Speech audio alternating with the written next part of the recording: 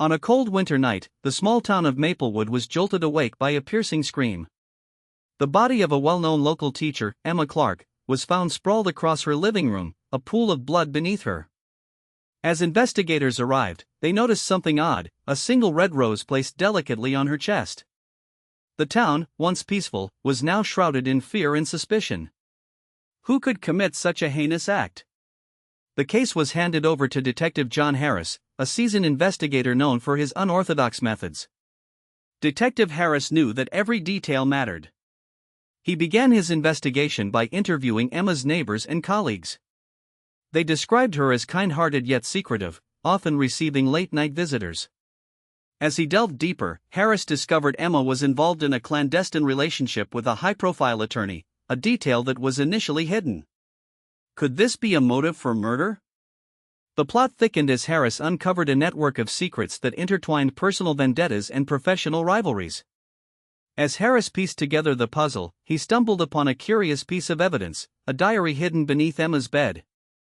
The entries hinted at a looming threat, a secret she couldn't share with anyone.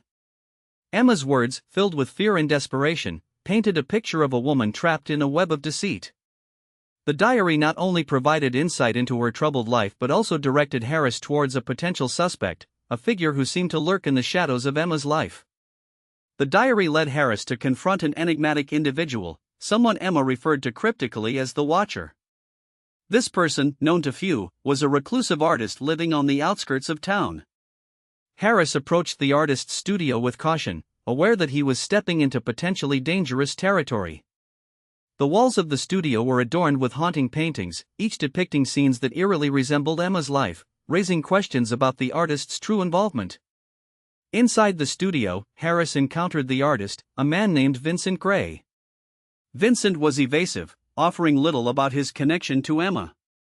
However, he acknowledged a special bond and admitted to painting her portrait just days before her death. Vincent's calm demeanor was unsettling, yet there was no concrete evidence linking him to the crime. Harris left the studio with more questions than answers, but he was determined to uncover the truth hidden within the artist's cryptic words and eerie paintings. Frustrated but undeterred, Harris revisited Emma's diary, hoping to find overlooked clues. A particular entry caught his attention, mentioning a forgotten promise made to someone she once loved dearly. This led Harris to examine Emma's past relationships. Amongst them was an estranged fiancé, Patrick, who left town abruptly 2 years prior under suspicious circumstances. As Harris tracked Patrick down, he was met with a man who had drastically changed, yet still harbored unresolved feelings for Emma. Patrick's statements revealed a tumultuous history with Emma, filled with passion, betrayal, and regret. He insisted he had moved on, yet his emotional turmoil was evident. Harris had to determine if Patrick's lingering feelings were enough to drive him to murder. As Harris explored Patrick's life, he found financial records indicating that Patrick was in debt and desperate. This revelation added another layer to the mystery, suggesting a possible financial motive. The investigation took a surprising turn when Harris discovered that Emma had recently updated her will. The new beneficiary was not Patrick, as expected, but a young woman named Lisa, a former student. Lisa was elusive, avoiding questions and offering vague answers about her relationship with Emma. As Harris delved into Lisa's background, he uncovered a web of lies and deceit that hinted at a deeper connection to Emma's death. Harris uncovered emails between Emma and Lisa, revealing a mentor-mentee relationship that gradually turned into something more complex. Emma had become a maternal figure to Lisa, but the relationship was fraught with tension. The emails hinted at a falling out over an undisclosed betrayal. This new lead shifted focus away from Patrick, placing Lisa under the magnifying glass. Did she have more at stake than anyone realized? As Harris closed in on Lisa, he faced an unexpected twist: Vincent Gray's sudden confession. He claimed responsibility for Emma's murder, but his confession was riddled with inconsistencies. Vincent's motivation, he claimed, was to protect Lisa, whom he regarded as a daughter. The confession left Harris questioning its validity.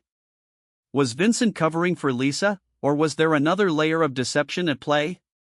Despite Vincent's confession, Harris couldn't shake off the feeling that something was amiss. Digging deeper into Vincent's life, he discovered a history of mental instability and previous brushes with the law. These findings cast doubt on the credibility of his confession, suggesting he might be protecting someone or even fabricating the story entirely. Harris was now faced with a perplexing moral dilemma: pursue the confession or continue searching for the truth. In the end, Harris was left with more questions than answers. The case of Emma Clark's murder remained unsolved, her death a haunting reminder of the complex web of human relationships and the secrets we keep. As Harris contemplated the moral implications of his findings, he faced a troubling truth: justice might never be served, and the real story behind the midnight murder might be forever lost to the shadows. The town of Maplewood, once serene, now bore the scars of unsolved mystery, leaving its residents to wonder what really happened that fateful night.